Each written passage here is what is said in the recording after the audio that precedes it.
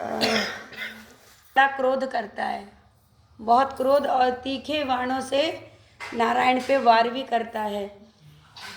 प्रहार से व्याकुल जो देवता हैं वो इधर उधर भागते हैं।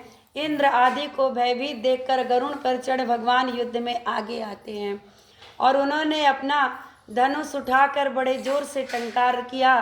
त्रिलोकी गूंज उठा। पल मात्र में ही भगवान विष्णु ने हजारों दैत्यों के सिर काट दिए। और उसके बाद ये देखकर जलंधर के क्रोध की सीमा न रही। फिर तो भगवान विष्णु और जलंधर का महान संग्राम हुआ। और उसके बाद कहते हैं बाणों से आकाश भर गया, लोग आश्चर्य करने लगे। भगवान विष्णु ने अपने बाणों के वेग से उस दैत्य की ध्वजा, रथ और धनुष को काट दिया और एक बाण से उसकी छाती में प्रहार किया। इससे व्यथित हो उसने अपनी प्रचंड गदा को उठाकर कहते हैं गरुड़ के मस्तक पर दे मारा। किसने? जलंधर ने। और बताते हैं भगवान का जो गरुड़ था वो पृथ्वी पर गिर पड़ा और साथ ही क्रोध से उस दैत्य ने अपने होठ को काटा और भगवान विष्णु की छाती में तीक्ष्ण एक बाण मारा, बहुत कठोर बाण मारा भगवान की छाती में।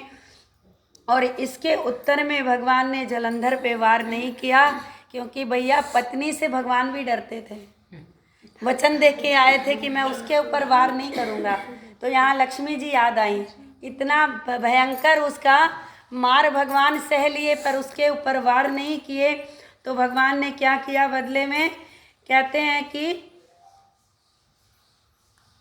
उसकी गदा को काट दिया। भगवान विष्णु ने उसकी गदा को काट दिया, जिस गदा से उसने भगवान के ऊपर प्रहार किया था। और कहते हैं जलंधर भी उन पर अपने पैने बाणों से बारिश करने लगा। उस समय जलंधर ने भगवान को कई बाण मारा और दिव्य धनुष को काट दिया। धनुष कट जाने पर भगवान ने गदा ग्रहण ली और शीघ्र ही जलंधर को खींचकर किनारे किया। परंतु उस अग्निवक्त अमोघ गदा की मार से उसे कोई फर्क नहीं हुआ और वो कहते हैं मदमस्त हाथी के समान उसको ऐसे लगा कि जैसे फूलों की माला उसके गले में पड़ रही है। और उसके बाद कहते हैं साथ ही उस युद्ध दुर्मुद ने अत्यंत क्रोधित होकर के अग्निमुख त्रिशूल उठाया और भगवान नारायण पर छोड़ दिया।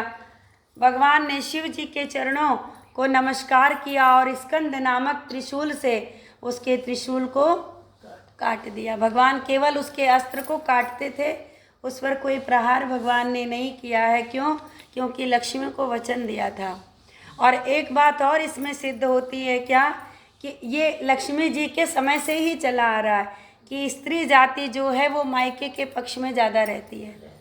अब भगवान युद्ध के लिए जा रहे थे, लक्ष्मी जी की फिक्र भगवान को ना लेकर के किसको ज़्यादा थी? अपने भाई को। भाई के बचाव का उपाय ढूंढ लिया उन्होंने। तो यही भाव सांसारिक स्त्रियों में भी आता है। जब मायके पे आँच आएगी तो ना पति दिखेगा ना ससुराल दिखेगा, तब केवल मायका दिखेगा। और कहते हैं जलंधर ने झटपट भगवान की छाती में एक बहुत कठोर मुक्का मारा। और उसके बाद कहते हैं उसके उत्तर में भगवान विष्णु ने अब क्या करें? भगवान विष्णु ने उसकी छाती पर अपनी मुष्टि किसी से प्रहार करने की कोशिश की पर किया नहीं। और उसके बाद कहते हैं और उसके बाद बाहु युद्ध होने ही वाला था। इतने ही देर में भगवान उनके साथ अपनी माया को रचते हैं और मायावी भगवान उससे कहते हैं कि हे दैत्य तू धन्य है, मैं तेरे युद्ध से खुश हूँ। सोचो, जो मार खा रहा है वो कह रहा है मैं तुझसे खुश हूँ। ये कौन कर सकता है? केवल नारायण ही कर सकते हैं। और कहते हैं तू इस महायुद्ध में इतने बड़े बड़े मैंने आयुधों से भी जो तुझे मारा, इतना भयंकर जो तेरे ऊपर मैंने किसने मारा था? मार खा रहे थे तो मार भगवान नारायण खा रहे थे और जलंधर मार रहा था। पर भगवान विष्णु बोले कि मैं धन्य हूँ तेरे युद्ध से, मतलब मैं खुश हूँ, बहुत अच्छा युद्ध किया तूने। जय श्री। और उसके बाद बोल लक्ष्मी नारायण भगवान की। और भगवान बड़े प्रेम से कहते हैं कि मैं तुझसे खुश हूँ। और मायावी भगवान विष्णु की ऐसी वाणी सुन करके और भगवान ने कहा तू मुझसे जो कुछ मांगना है मांग ले, मैं खुश हूँ तुझसे। अब तो कहते हैं मैं आज ऐसा कुछ भी नहीं है जो मैं तुझे नहीं दे सकता हूँ। मायावी भगवान विष्णु की ऐसी वाणी सुनकर जलंधर ने कहा कि यदि आप इतने ही भावुक हैं, इतने ही खुश हैं, तो मुझे वरदान दीजिए, मेरी बहन सहित मेरे बहनोई मेरे घर में आके रहिए।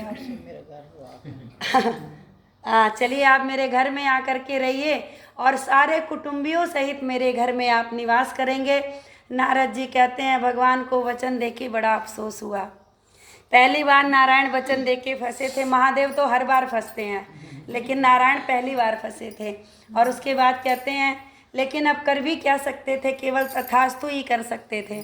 तथास्तु करके भगवान उनकी बहन को लेकर आए और जलंधर के घर में आकर के घर जमाई बनकर निवास करने लगे। जलंधर अपनी बहन लक्ष्मी और देवताओं सहित भगवान विष्णु को पाकर बड़ा प्रसन्न हुआ। उसे लगा कि आधा से ज़्यादा तो मैंने जीत ही लिया, अब बचा ही कौन है। जब नारायण मेरे पास आ गया तो अब है ही कौन। उसकी नज़र में महादेव तो 24 घंटे समाधि में रहते हैं। और कहते हैं फिर तो देवताओं के पास तो जो रत्न आदि थे उनके स्थान पर दैत्यों को स्थापित करके जलंधर पृथ्वी पर आ गया। निशुंभ को पाताल में स्थापित कर दिया और देव दानव यक्ष गंधर्व सर्प राक्षस मनुष्य आदि सबको अपने वश में कर लिया। जब नारायण ही उसके वश में हो गए तो सबको अपने वश में। और कहते हैं त्रिभुवन में अब जलंधर का राज्य हो गया और उसने धर्म अनुसार सुपुत्रों के समान प्रजा का पालन किया। उसके धर्म राज्य में सभी सुखी थे। अच्छा, बड़ा धर्मात्मा था जलंधर, क्योंकि श्री शिव जी का वो क्या था, अंश था। केवल दुश्मनी उसको एक बात की थी कि असुरों के साथ देवों ने जो भेदभाव किया था। हाँ, बोल कार्तिक महात्म्य की।